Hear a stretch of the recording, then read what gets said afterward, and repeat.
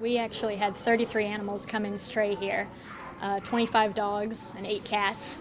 The Bishop Animal Shelter in Bradenton is reaching capacity because after Hurricane Irma passed, the onslaught of animals began. How does that happen?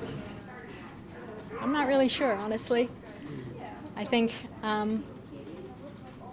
some people probably just left their animals. They might have been abandoned when the people evacuated. This is one of those dogs. The shelter unofficially calls her Pretty Girl. She came in along with about 5 or 6 others that look just like her. The thing is, they don't know what her real name is, they don't know where she came from, and they don't know her family. So she's got about another week or so until she can go up for adoption.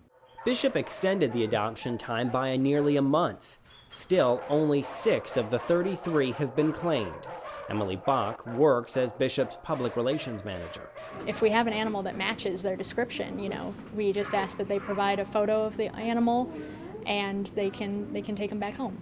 If taking your dog out of town is not something you could ever do, but abandoning them is just as out of the question, you might consider a place like this, Dante's Den in Mayaca City. Last year in the Louisiana floods, we took in a number of dogs that were displaced, and we, of course, administered to them and got them healthy and then got them new homes. Marcia Panucci owns the business. She's also an ABC7 animal contributor. Some of our people are concerned more for themselves. How am I going to get to the shelter? How am I going to take care of myself? And, oh yeah, Fido? Well, Fido can fetch for himself. But not all shelters have boarding, and in fact, we've found many rescuers will take your animals in if a storm is coming, but you may be forced to sign over your rights to your animal.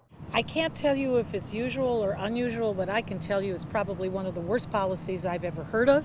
You may very well find that your animal has been readopted out. If you're staying behind and going to a shelter, it won't be just as easy as walking in the front door. Not all shelters are pet-friendly. Those that are have strict rules. You have to have everything for your animal, including like a crate, leash, license, and the up-to-date paperwork on where your animal's registered at and whether or not it has rabies. But the surest way of keeping track of your pet is through the wonders of technology.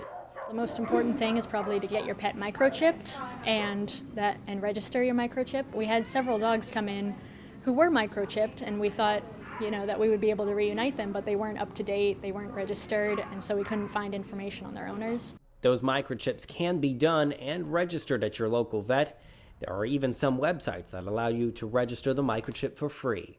Christopher Brantley, ABC7, your Suncoast News.